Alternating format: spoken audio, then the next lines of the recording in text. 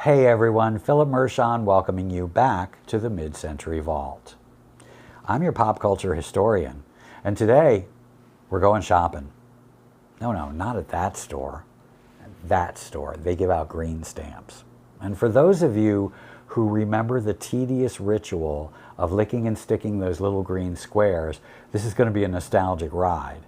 And for those of you who have never heard of them, well, grab a handful of recyclable shopping bags and follow me. You know those customer loyalty programs where you go to the sandwich shop or the hair salon and they hole punch your card with each transaction. And when the card is full of holes, you redeem it for a free product or service of equal or lesser value. Well, these stamps were the precursor to that kind of marketing strategy, only on a much grander scale. And in no time were they more popular in America than in the 1960s. And top value, gold bond, blue chip, or kinghorn stamp brands could try, and they did, but none could come close to the reach and popularity of the S&H Green Stamps company. So what exactly were S&H Green Stamps? Well, simply put, they were a type of trading stamp. Retailers would purchase these stamps from Sperry and Hutchinson, hence the S&H, and then give them out to shoppers based on the amount they had spent. Usually it was something like one stamp for every 10 cents spent. By the 1960s, they were at their absolute peak, and you could find them just about everywhere. Grocery stores, gas stations, department stores, drug stores, butchers, bakeries. It's estimated that in their heyday, S&H Green Stamps were being collected in over 80% of American households. But what was the mass appeal? Well, there were actually a few key factors. Firstly, it kind of felt like free money. I mean, you were already spending money on everyday necessities anyway, and these little green stamps were like a bonus. They were tangible. They were something you could physically collect. Secondly, was the element of anticipation and reward. Filling up these little green stamp saver books was a task, often a family affair with kids helping to lick and stick because it took 1,200 stamps to fill a book. And then the real fun began, browsing the S&H Green Stamp catalog. Oh, pardon me, the S&H Green Stamps idea book.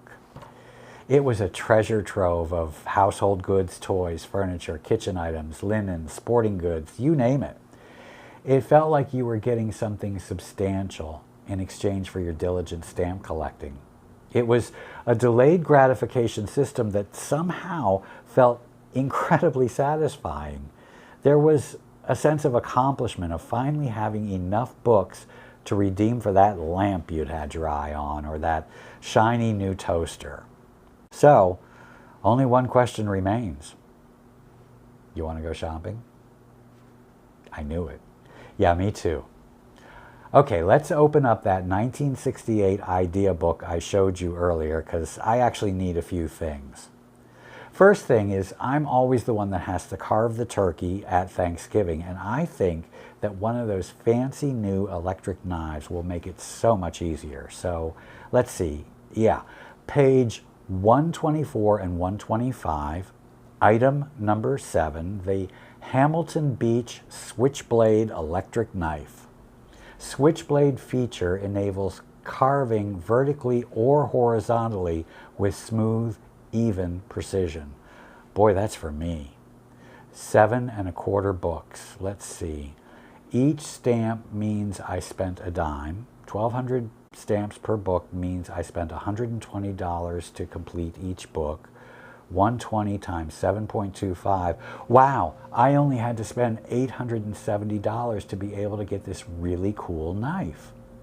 Okay, pages 68 and 69, because I need a living room wall clock so I know when Wild Wild West is coming on.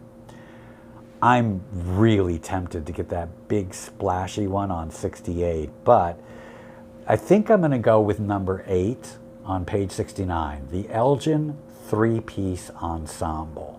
It's a cordless clock with matching wall sconces finished in walnut wood tone. See, that's really classy. only 9.5 books. So I spent $1,140 to get that set. Okay, one final thing, which will pretty much use up all the books that I've been saving for the last 5 years. Pages 30 and 31.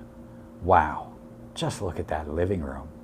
And they look so happy. Anyway, I've been eyeing that chair for the longest time.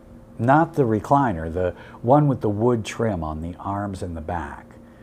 And I'm going to be able to save some money here because I live in an apartment and I really don't have room for the ottoman, so I'm just going to get the chair. Let's see here. Kroller chair with reversible cushions. Oh, that's good. 40 books. Yikes. I had to spend $4,800 for that baby. But who cares? It's only money, right? And that's how a green stamp spree would work.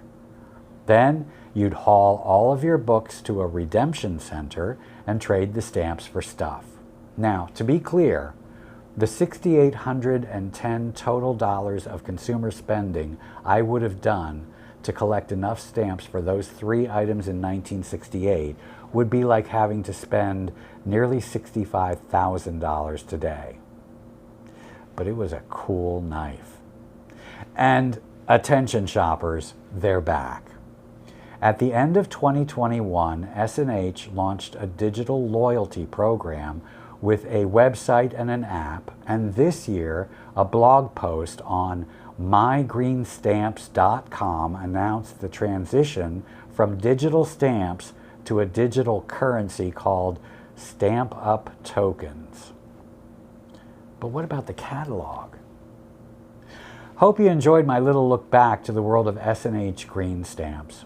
As always, I'm breathlessly awaiting your comments and recollections. I really love the thought of building a community here, so get your mid-century pals to join us by subscribing. My Buy Me a Coffee link is in the description box if you're in the position to help a man out. And until the next time, sweet green stamps dreams.